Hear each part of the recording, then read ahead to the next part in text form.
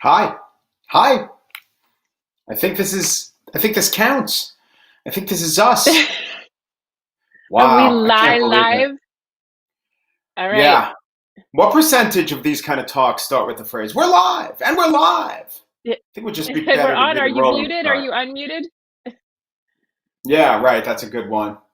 Just like in general, the George Carlin joke. So then I had my testicles laminated, screech. That would be a good place to start. I'm I'm totally ready for that. I mean, you can see we're far gone. You and I are Yeah. far gone right now. I was happy to see our headshots. Were you as a Yeah. reminder of how things once were? Yeah. Just like that hair I had and the makeup. You know, it's just like it just is through a glass darkly back in time. Were those tendrils of blonde hair, would you say? I think I had tendrils. I mean, now Yeah. I don't even know. I can't even. I think I have coronavirus for hair now. I have Yeah. coronavirus spikes. I don't even have 8 or 9 drills, so I aspire to 10 drills, as you could say. So what are you thinking? Um, Where do you want to so, start? You want to start with Max Rose and Nicole Malliotakis, or you want to talk about the bigger races? wow. Do you want to talk Max Rose? I I would mean, let you talk Max Rose while I try to hasten to chip some jokes off it. But I think we should start with the big thing because I've got something to ask you about. good, good, go ahead. All right. Are we totally live? Like we're talking to other people right now, right? Does it matter? It's just us. When you look Okay. at me, It's I just don't let's see just any other people in the world. okay, here goes. So I think, and I think the world thinks that Joe Biden is going to be our next president. Mhm. And I came to that realization kind of late last night. But my first thought was, we didn't win the Senate. Joe Biden's not progressive enough. Anyway, all those people voted for Trump. Anyway, he's going to fight it in court. Blah, blah, blah. And everyone on Twitter all day has been posting, this is the saddest day of my life. So some Yeah. Republicans and some never Trumpers kind of took me out to the woodshed and said, you have to learn to gloat. You have got to learn to spike the football. You have to be fucking happy. And he was just like, what is it with you guys? And you're like, but we didn't get everything we wanted. And I wanted the avocado on the side, right? So you're Yeah. a manly, sporty person. You're a manly, Mhm. sporty person. Teach me how to think like a Leeds United fan or some kind of person that, just, or does I don't even know what spike the football means, but something that I could do. I mean, I live next door to Trumpites. Help me. Do I get I like a shotgun? Do I set off fireworks? Is there a punch to throw? Do I just say yeah. like, I'm going to do a dance to Donna Summer? I think in terms of spiking the football, it's not even the same type of football that you're talking about when it comes to Leeds United. That is how far away you are from the actual lived from experience from of knowing how to spiking the do this. football. Right. I was listening to the Hacks on Tap podcast, and so it's Mike Murphy and David Axelrod and Robert Gibbs. And Axelrod and Gibbs were moany and were kind of dour, and this was when it seemed like Biden only had an 8 or 9% edge in the polls. And Murphy was like, Hmm. if any Republicans had an 8 or 9% chance ever in any Yes, election, they'd be having an yes, orgy, right? Now, yes. part of it, there are some explanations. I do think it comes a little bit down to just the kind of person who is a Democrat and who is a Republican. But Democrats believe in the system, and Democrats want the system to serve everyone best. And Hmm. Republicans, this new strain of Trump Republican looks at the system as something like, I don't know, a joke, an opportunity to do performance art. There is no Hmm. Hmm. holding it holy. In fact, there is holding it in contempt. So it's obvious Hmm. why anything except the total rebuke is not going to deliver onto you um, ultimate satisfaction. And I wanted to ask you about this because I Well, have this been. was a pretty total rebuke, and I'm telling you, I'm feeling the real satisfaction Well, right this now. is the thing. To me, I I got yeah. to okay, yeah. Okay, we're gonna just talk over each other. I know we're going to, but Mike, you tell me. I've been very much thinking about Well, what did you or what did we want? What did any of us not totally ecstatic people want? I mean, we wanted Donald Trump to lose. Looks like there's something like an 80 something percent, maybe 90 something percent chance of that. So, did we want something else? Sure, it would have been nice to have the emotional catharsis. Was it really about maybe it was mostly about the emotional catharsis. Maybe it was mostly about feeling good and laughing at our enemy and sticking it in Donald Trump Jr.'s face. And it's going to be the conservatives who cry, not the liberals. But like we wouldn't admit that to ourselves, but it does seem to be that that's the lived experience. So really, if Donald Trump is no longer the president, that is what the Democrats wanted. You have to exult in that. You have to be thrilled with that. And if you're like 45% happy with that, not you, but Democrats in general, I'll give it a day, I'll give it a couple days to sink in. In 2018, there was the mopingness. Well, it wasn't a blue wave. It turned out it was a blue wave. But then again, facts changed. Maybe it won't turn out, probably won't turn out that anything different than Joe Biden occupies the White House, Republicans control the Senate. That seems to be the reality. Is that not thrilling? Is that not thrilling enough? Is the delta from a Trump presidency to a non-Trump presidency? Did you need something more than that? And if so, what was this whole thing about then? Was it about your feelings, or was it about what Donald Trump was doing to America, the country, and everything else? Okay, I'm gonna try to elevate the conversation, make it posh. Ready? I think that it's time to talk about Richard Rorty, because I usually think it is. He has a great essay that I've been rereading from the 90s called Movement Politics versus Campaign Politics.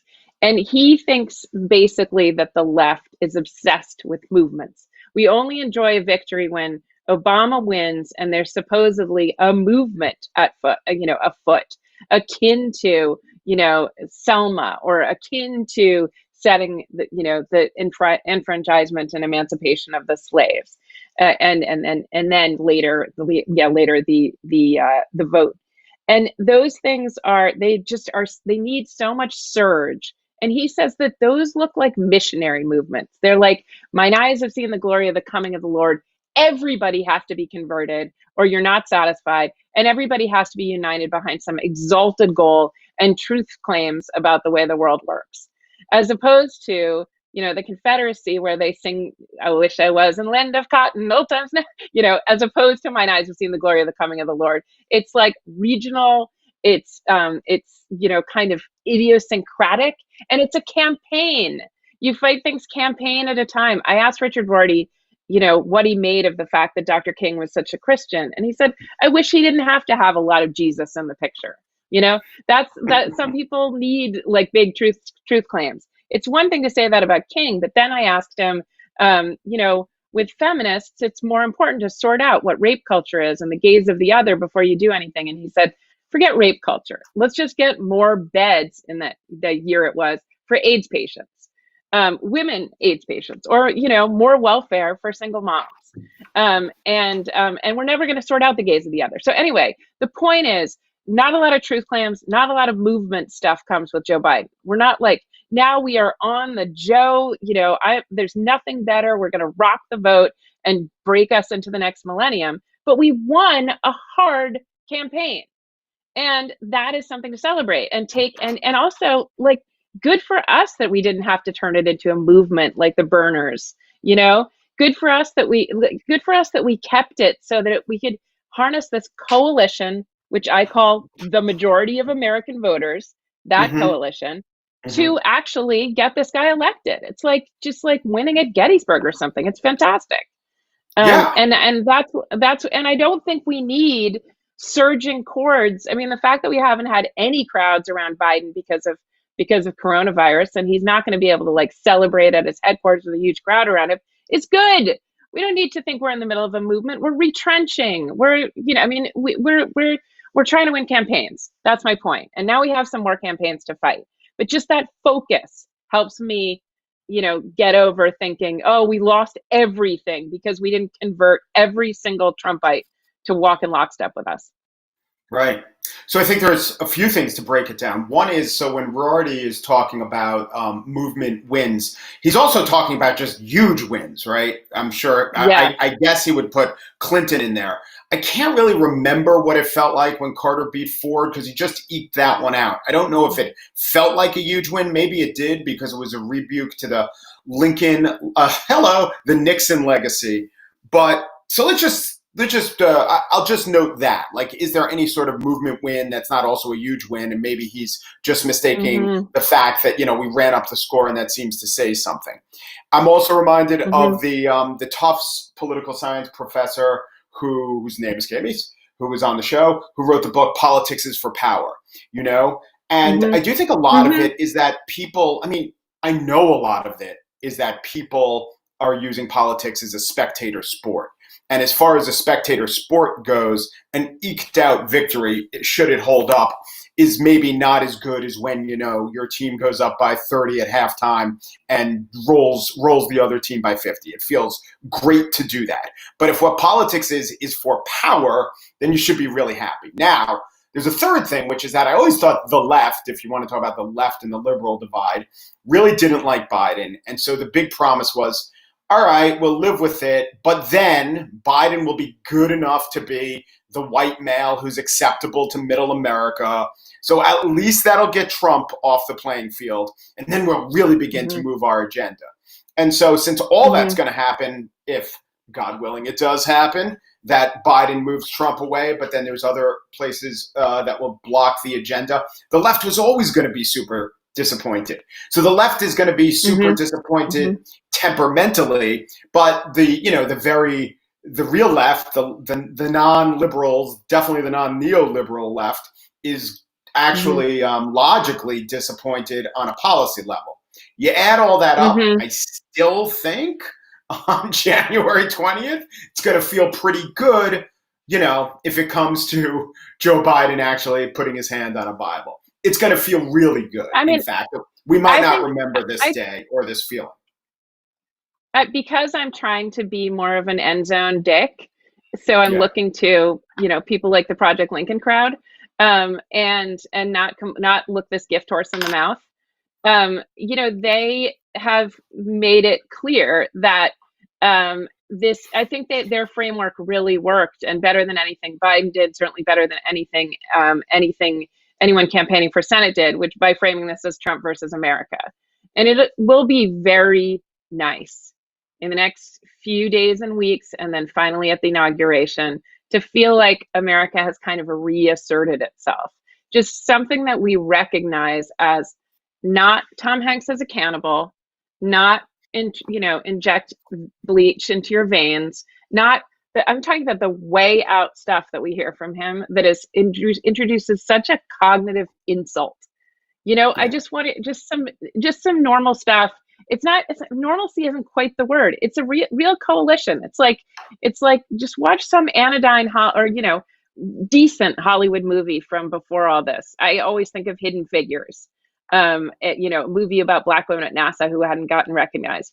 Everybody loves it. Everybody walks away and loves it. Or a Hallmark movie, about like a Black and white couple getting married and getting over their cultural differences. Like that kind of thing. That kind of thing that like we sort of can all agree on. That we'd rather be healthy and not sick, alive, Right. not dead, rich, Right. not poor. Like, Look, we're going on a just road that, trip. like some Someone has really, really controversial positions. We're going on a road trip. Someone has Billy Joel's greatest hits. Maybe you wanted Daft Punk, right? Maybe I Yeah, wanted Public Enemy. But you know what? We'll live with yeah. Billy Joel's greatest hits. And what it's We'll live not with Billy is, Joel, especially yeah, when the other choice is to have the car alarm the whole time. You yeah, know, the car like, alarm. right. Yeah. Some Yeah, kind of and like some people high pitched and shrill some people in the screech. back, or not even the car alarm, like some atonal bang on a can avant-garde music that you're like, what is this? But three people in the back were like, oh yeah, this is good music. You have no idea with your melody. Like, am I the crazy one? Yes, yes, yes, yes. Wait, I'm wanting in our story to add some meth to that trip for some reason, because Mhm. that is also, meth feels like it's in the picture. And also, if we're going to move to something smaller, legal to possess meth and heroin in the great state of Oregon, and cocaine, and of course marijuana. I mean, that's nothing. But I mean, is that like you leave it out on the table with your kids and you're just like, that's my dime bag and that's okay? Or Yeah. that's my whatever it's called, a kilo. That's my kilo. It's for personal Well, use. yeah. There's Joe Six-Pack.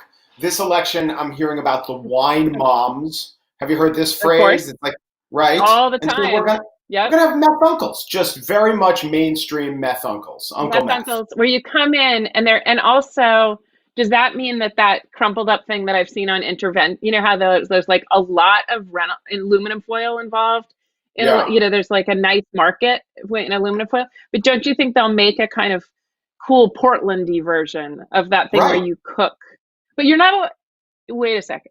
You're not allowed. Can you cook it for personal use or just have it for personal use? That is Oh, another question. And also, I see that crack is not included. And yeah. I'm worried about how my Coke is cut here, Mhm. because if it's cut a certain way, it's going to be legal to possess in Oregon. And if it's cut a different way, maybe it falls into a crack, as I Yeah. like to say. So The these lack are of things that are very, very concerning going forward. the lack of crack is the most whack of all, you could say. Yeah, I think Reynolds, the Reynolds Wrap Company is going to get into bespoke meth, aluminum, maybe like, when you go to fancy Totally. restaurants and they shape it like a swan. You've never really had the Yes. real meth experience until you've had swan meth. And at checkout, where you can get Jewel, you'll be able to get paraphernalia for you can get needles, right? And that Yeah, tourniquet, don't yeah. stop using your teeth. We'll help you pull it with the thing, like AI or machine. Okay, this is not funny. We're in a land that has bigger problems, Right. but it is still very interesting and actually kind of unfathomable to imagine that you can have heroin for personal use and it's not illegal. I just don't know what to do with it, but that's Yeah. me. Talk about two different countries. We thought defunding the police was a bad idea, and apparently so did much of Oregon. But then Oregon's also simultaneously engaging in the project of, well, if we just make everything legal, then we'll not have to defund the police. If nothing's Yes. against the law. Oh, by the way, anarchists, they don't exist. That's a figment. But we're Yeah. trying to legalize everything. It is a little We'll crazy. legalize everything.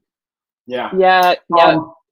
And New Jersey legalizes recreational marijuana, and I think did DC Right. go for mushrooms and other, what's the word, the natural drugs, the good natural drugs. I Oh, think they tried to legalize right. them. I think it worked. Thank God. I wait, and I don't understand when they refer to mushrooms. I think they're talking about shiitake, because you have to call those mushrooms shrooms, don't you? I feel like we Yes, grew up around the shroom era. You cannot put that mu in there if you're like, it's just very, very confusing. that's right. But druggies of the '90s are different from druggies of today. They with their weed, and where they laugh at you for saying pot now, always weed. Yeah, and not even liking And being called druggies. They're drug folk. what they're drug folk, right? What about psychonauts?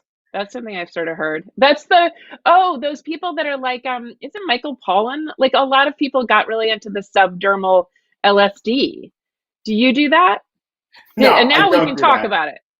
That's right. Now I can admit it. I don't do anything Michael Pollan recommends, from that to a lot of vegetables. There's really nothing in the Michael Pollan toolkit that has let me live Vegetables, my life. Yeah. LSD, no, right. Yeah. Not modestly consuming food.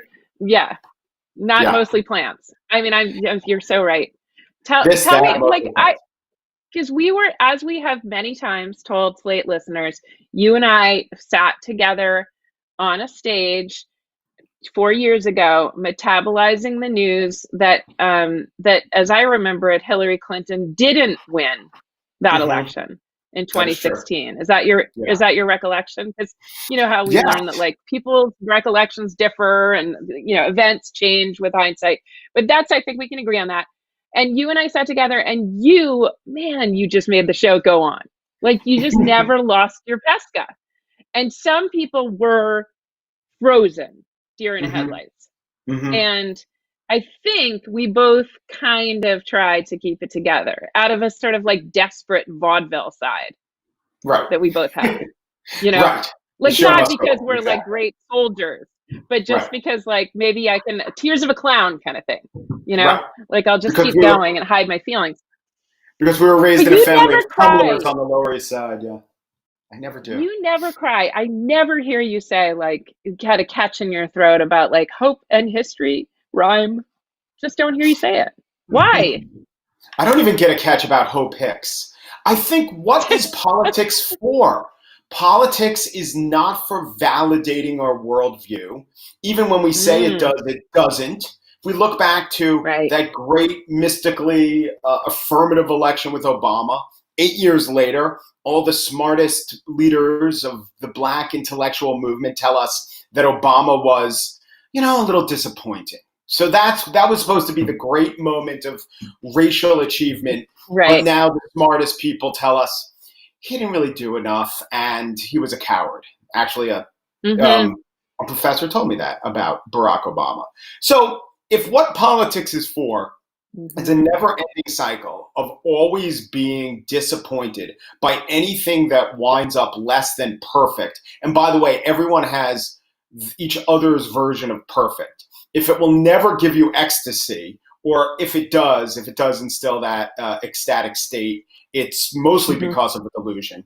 I just step back and I say, what politics is for is delivering policies that generally improve the lives of most people and greatly improve the lives of the people who need it most. I mean, in Oh my God, fact, you are just you sound like a charismatic cult leader, Mike. I will vote. What did you say you are offering? What do you this is have what on I was offer as a saying. charismatic But cult leader to deliver policy initiatives that something? Do you remember that moment in Tootsie where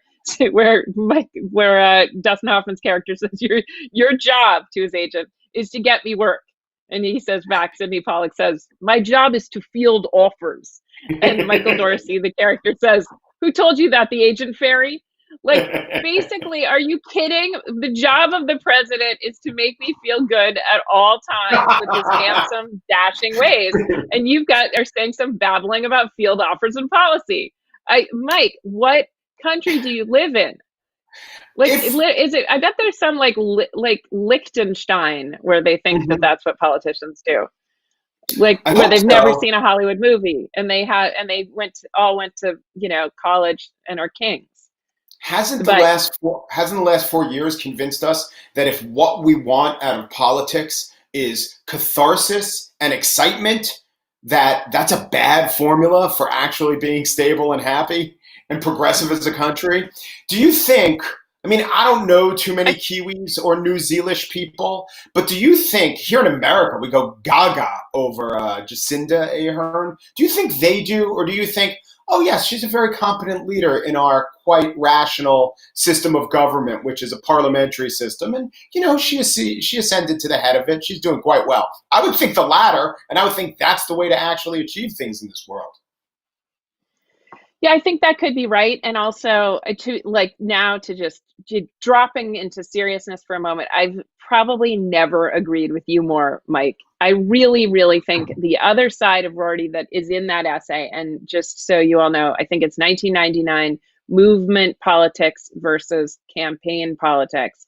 And it was in, I believe, Dissent magazine. Don't know if it still exists, but anyway, you can find it online. Mm, Argues and points at his argument that the role that our task in our private lives is to make our private lives beautiful. That is the seat of euphoria. There's no place for that, what you said, ecstasy. There's no place for that intense sense of well-being and belonging, except in our private lives. Our public lives are for making the world more humane, for creating policies that improve the lives of the greatest number, that help bring peace and prosperity to the world. Full stop. You're not supposed to like swoon over a Keith Raniere or an Obama or a Donald Trump or a Jim Jones, like or for that matter a Dr. King. I mean, I've heard Black Lives Matter people say the charismatic leaders in the Black community were not good for their movements because one, they end and then the movement ends. What's good about mhm. Black Lives Matter is that it has a policy focus and that it has a very collective leadership. So you don't affect onto some, hot dude or lady that's out there in front and could abuse everyone. So Yeah, I'm with you. I am very when I much with you. It's a little bit, it's not Oscar winning material, but it's right. Campaign I, focus is the way to go. And so I I would want to say, if we also, won our oh yeah, campaign, it really looks like yeah. Biden won this campaign, and he did it very cleverly, and he did it, in strange circumstances.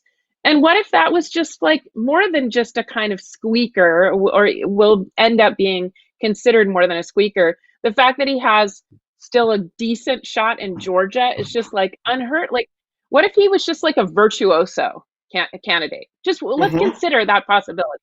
It's very Right. interesting, isn't it? Like it didn't take. It took. He seems to know when it's right to run. He's run so many times. He seems to have made a canny decision. Yeah. I was talking to people Well, last night about Jim Clymer's endorsement of him, and how the fact that he appealed to the Black community, some Lil Wayne notwithstanding, but he appealed to some Black voters by having taken a back seat to Obama.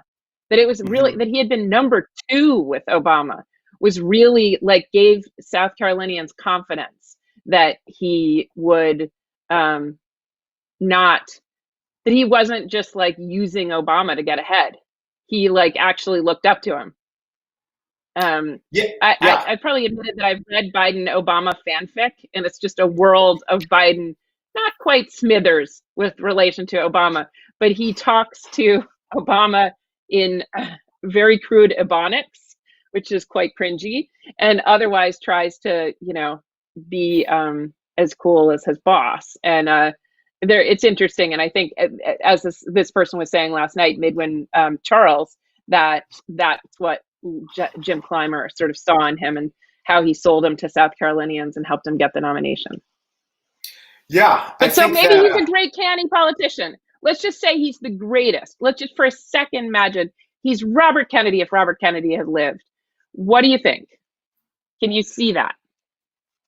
I don't think it's true. I think that it is possible, right? So all of our feelings now is based on the paucity of what we perceive to be his edge, and the possibility that it's not an edge, right? So we started this conversation by saying we're not feeling ecstatic. We're feeling maybe we wanted a squeaker, and that's disappointing. What if an extremely exciting campaigner, let's switch the ticket and say Kamala Harris swept to victory, and then tabbed Joe Biden again for stability, and somehow achieved exactly the same election results. Or maybe if you want to flip the states to make it more plausible, right? So she doesn't win Pennsylvania, but she does win, I don't know, some other Sun belts. That she Texas. does win Florida. Yeah, she does win Texas, right? But the electoral vote and everything else comes out the same. Maybe we do tell Mm-hmm. ourselves a different story, but it's bullshit because we are telling ourselves the story. And and if charismatic Kamala Harris, who would, I guess, have to perform as a general election candidate in ways very different from the primary candidate, if she goes into office without the Republicans, with the Republicans still in her way in the Senate, how much does that really change? How much does that change our perceptions? I really have to go back. I mean, it is true that he's a horrible president, and he's done horrible things, and he causes a lot of anxiety. But that has exactly coincided with the age where anxiety is the most easily accessed, right? Where we have little Mm-hmm. devices in our pockets that are perfectly designed to give us anxiety. This is one of the things, my themes that I keep coming back to, that it's both true that the media catastrophizes the world, and there are plenty of catastrophes to pay attention to. But, if Donald Trump is gone, that should be all we need to recognize that the delta between Trump in office and an acceptable human being, let alone a Mm-hmm. Democrat who's in the middle of the party, which is what Joe Biden is now, is Mm-hmm. probably the biggest change of the nature of a president, I don't know, since Buchanan and Lincoln. Like, I know that there have been other fights, and I Yeah. know that Carter and Reagan were supposedly diametrically opposed, and who knows if Adlai Stevenson had beaten Nixon, or even going back 100 years. But I mean, to me, it is the greatest change Yes. from the depths to a fine plateau. I'm not going to get a Mm-hmm. nosebleed, but it's the distance. It's not how high we are Yeah. now. It's the Oh distance of where we yeah, like they travel. say about your heart rate. Like you want to be Mhm. able to have highs and lows and not get stuck in one of them. I don't know, maybe that's not exactly right. But yes, I think that's right. I think that the contrast is big. I also never believe anyone when they say on the first day in office or my first 100 days or my first week. But in the first hour in office, I mean, things will change because Trump is like holding lots of things that are like out of their entropic position. For example, there's not going to be events. There's not going to be the inauguration is not going to be unmasked. It's just not. And they're not going to have moments where people walk around the White House without masks, and they're not going to have super spreader events in the Rose Garden. And it's just not going to happen. So Biden doesn't have to be an excellent leader. He doesn't have to be anything, but he will accept the idea that masks work, that racism is systemic, that some of these, that climate change is real. Just some of these baseline assumptions will sort of flood back into the system, like kind of hydration or something. Like, oh, have you ever had IV hydration, where you're like suddenly you're just like back to life? Yeah. Maybe it's a childbirth kind of thing, but yeah, Right. I just feel like that will happen. He doesn't even have to do anything, but literally be the person that is not Trump, meaning we will not have presidential tweets, that say monstrous things about people, that call Adam Schiff Adam shit. We just won't.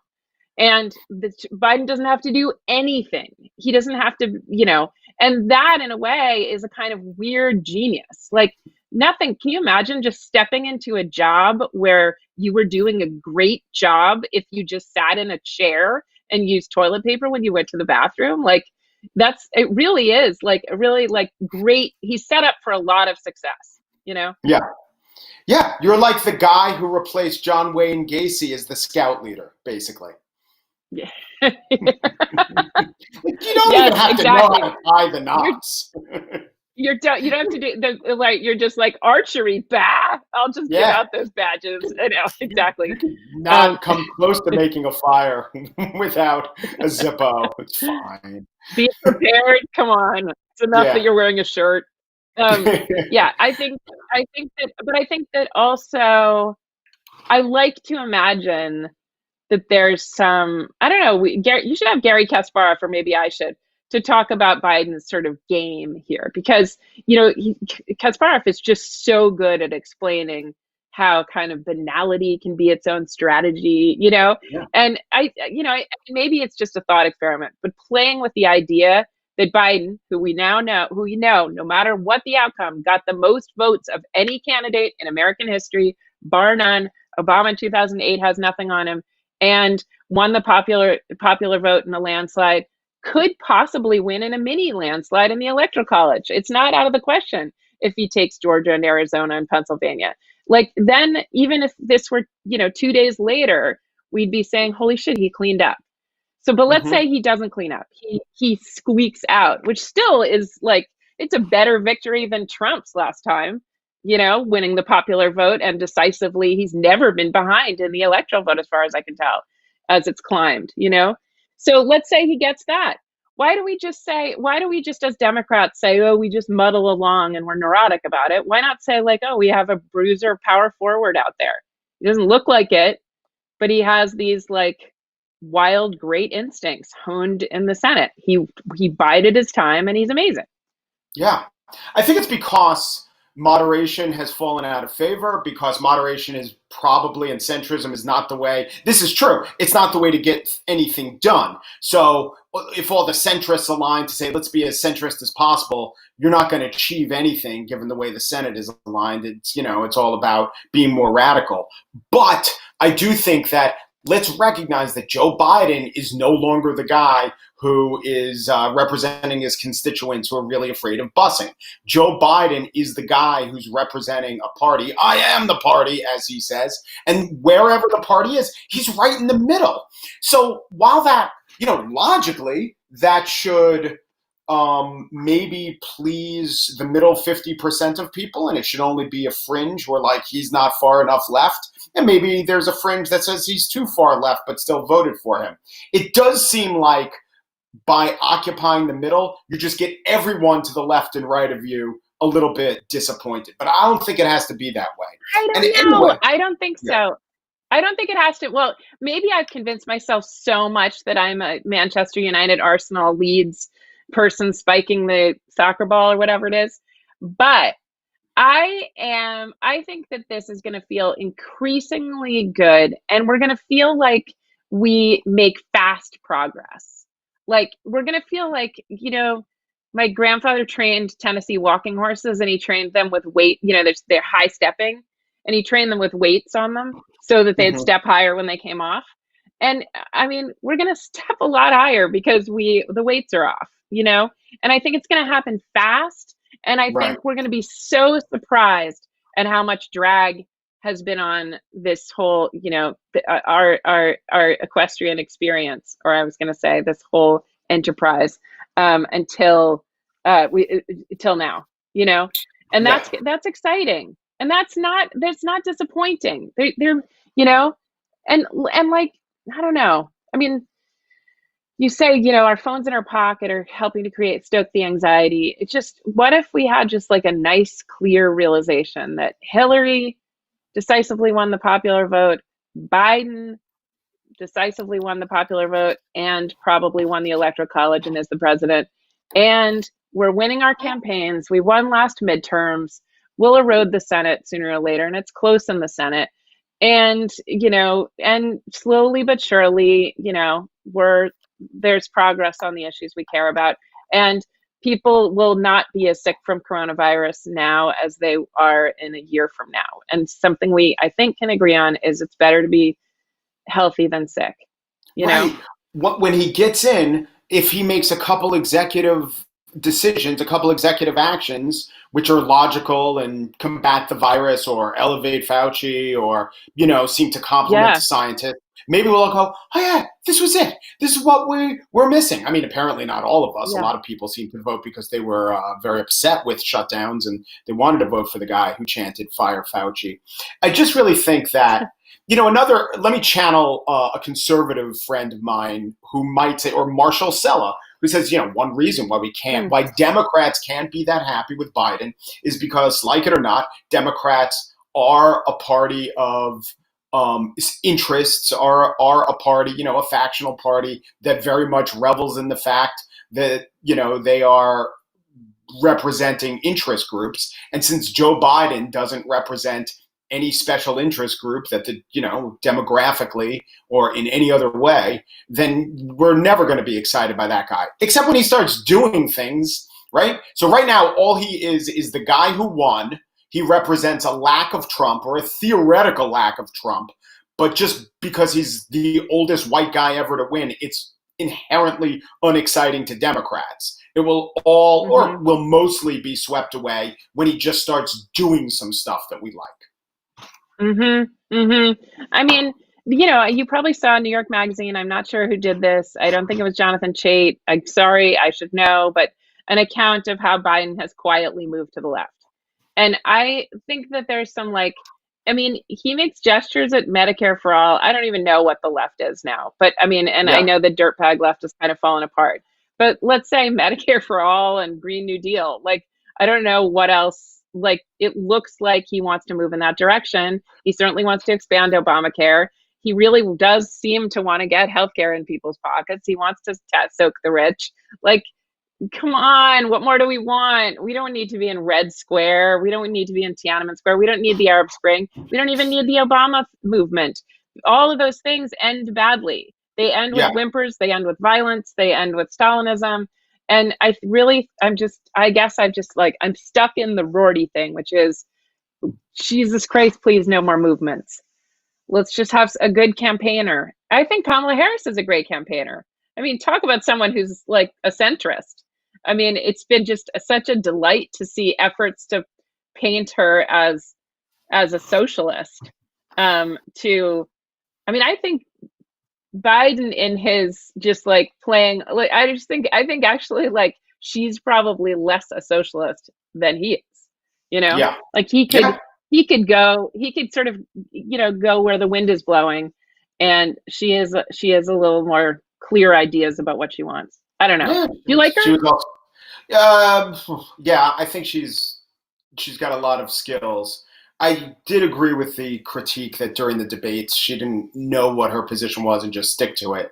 I don't mean stick to it. She didn't know her own mind well enough to articulate. Yeah, I think that's a good idea, as opposed to all these Hmm.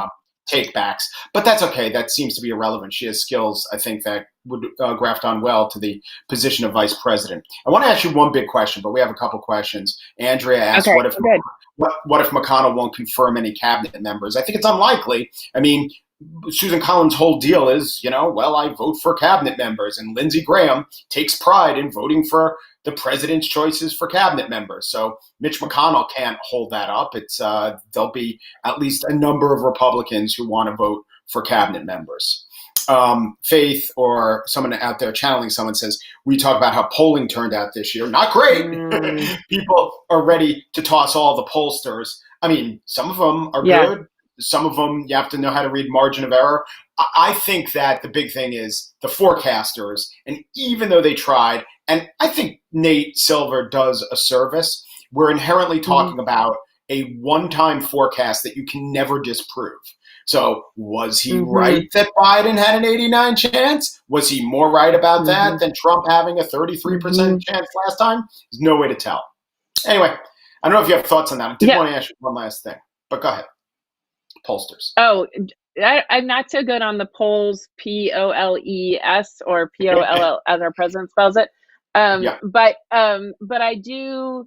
Uh, I just had Amelia. Oh gosh, she has a hyphenated last name. DeVoe Maybe you've had her Smith. before. Yes. No, Thompson DeVoe Thompson DeVoe. from 538. Yeah, Yes. on the show, and she was talking about suburban women and some of the other polling that really turned out to not pan out. And this is before the election, so I was like listening with rapt attention. But I've always I I don't know. I mean, I don't want to waste your time with like waste everybody's time with like a big and unbaked theory, but just I'll try to put it as succinctly as possible. I think these are memes they're being asked about. Like they're memes, and they're kind of memes that you can like trade like Pokemon cards or something. So like you're asked, what are you concerned about? The economy or COVID? Most Yeah. concerned about? And I don't really know what being concerned about the economy is. I'm not totally sure it means that you want a good job. A good job meaning you have to work from 9 to 5 in a factory, but somehow we think that that's what everybody most wants. And so you're concerned about the economy. Does that mean you wish you had more money? In which case, it's tautological with "Are you human?" Like that's how you can get that answer. I wish I had more money. I have too much Yeah. credit card debt. I will sign on to all those things. Does that mean I'm worried about the economy? No. Or it is. But if I'm worried about the economy, it mostly means I'm voting for Trump because somehow Republicans are supposed to make you have more money. And I'm worried about COVID just means I'm voting for Biden. I mean, I assume that since everybody's human, they don't want to die have their lungs devoured by pathogens. But I don't know what I'm worried about COVID says aside from I'm more interested in Biden than Trump. So I just feel like we've built a whole bunch of tautologies and been told many, many times what memes attach to what other memes, so that it's like practically impossible to consult your sort of conscience and your needs when you're Yeah. answering questions.